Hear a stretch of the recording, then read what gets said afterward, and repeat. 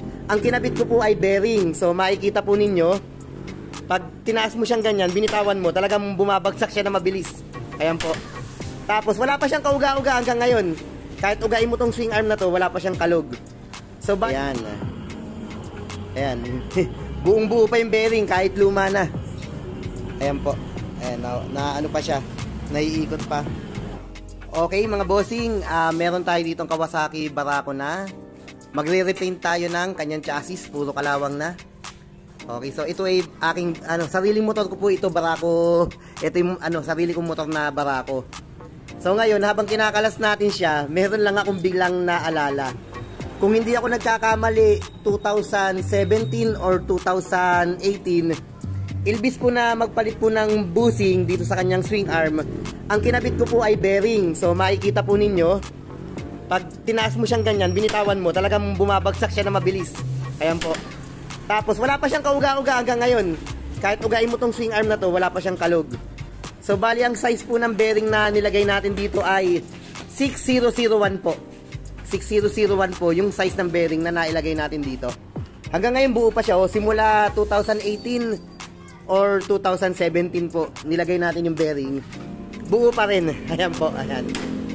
So, malambot yung kanyang swing arm. Ayan. Okay po.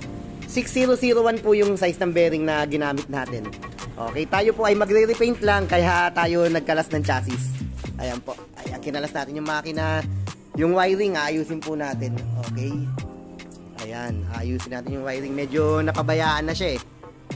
Ayan, gulo-gulo yung wiring niya. Kaya aayusin natin yung wiring. Pipinturahan natin siya ng maayos. Eto, baka palitan na natin ng tapalodo to. Basag na. Ayan, basag na po yung tapalodo. Okay po, eto po, nakalas na po natin. So, eto po yung kanyang bearing. So, ayan po yung kanyang swing arm. Ayan. Ayan.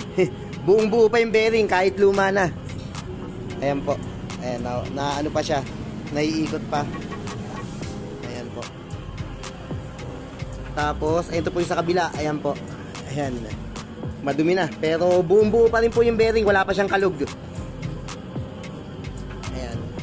Pero siguro, dahil pipinturahan natin yung swing arm, lilinisin natin siya. Kung sakaling tatanggalin ko yung bearing, baka palitan ko na rin po ng bago. Pero buo pa naman po siya.